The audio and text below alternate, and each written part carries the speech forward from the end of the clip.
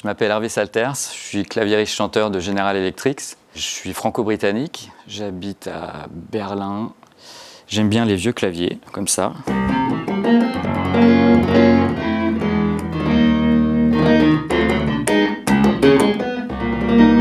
Et je crois que ce que je préfère le plus, c'est me balader dans le parc avec ma femme et mes enfants.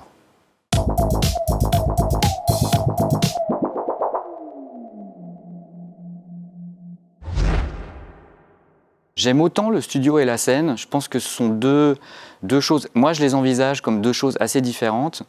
J'aime bien le côté laboratoire du studio où je vais passer un petit peu du temps sur des textures ou des atmosphères sonores. Ça se rapproche pour moi, le studio, un petit peu du cinéma, c'est-à-dire qu'on a un narratif qu'on élabore au fur et à mesure et on a le temps de faire de la post-prod, de travailler sur l'étalonnage, etc. Alors que la scène, c'est plus comme le théâtre, c'est un truc qui vit sur l'instant.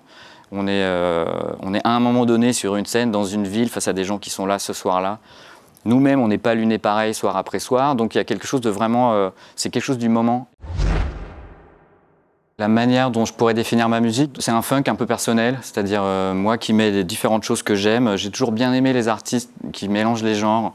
Stevie Wonder, Sly and the Family Stone, The Beatles, ce genre de choses. Et un gros ingrédient de musique afro-américaine, donc de funk, de la pop aussi, un petit peu old school, façon Bowie, des éléments de hip-hop, des éléments de musique électronique. Je mets tout ça dans le sac, je secoue et puis voilà, ça fait du General Electric. J'écris principalement en anglais, je suis franco-britannique et la plupart des chansons me viennent naturellement en anglais.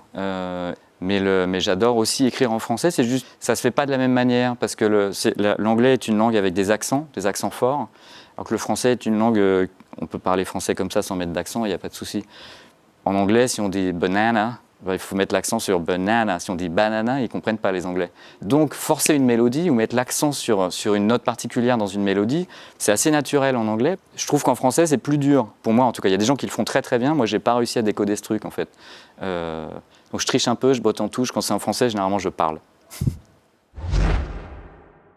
Si je devais tout recommencer, je pense que je me dirais à moi-même de moins stresser, de laisser couler plus, de juste y aller, quoi. Il y a plein de chansons que j'aurais aimé écrire. Il y aurait, par exemple, Dark Red de Steve Lacy, qui est un gars de Los Angeles. Je ne sais pas si vous avez ça. Ouais, voilà, ce truc-là. Et je trouve qu'il y a quelque chose de vraiment assez éclatant au niveau de la progression harmonique, ce qu'il fait avec les accords qu'il fait avec sa guitare, ce sur quoi il a basé sa mélodie. On sent qu'il ne se soucie pas de ce que vont penser les gens, est-ce que ça colle ou pas avec un mainstream actuel, est-ce que ça va passer à la radio ou pas. Donc lui il aime ça, et c'est riche, c'est généreux. Et moi, ça m'a fait vachement bien d'entendre ça, d'entendre quelqu'un de plus jeune, être amoureux de ça aussi. C'est quelque chose d'assez important pour moi, une belle progression harmonique. Et c'est quelque chose qu'on entend peut-être un petit peu moins maintenant, en tout cas dans les gros morceaux qui marchent très bien. On a tendance à aller vers une espèce de dénominateur commun un petit peu plus bas, quoi, au niveau harmonique. Ce qui ne veut pas dire que ça fait des mauvais morceaux, mais c'est une approche différente.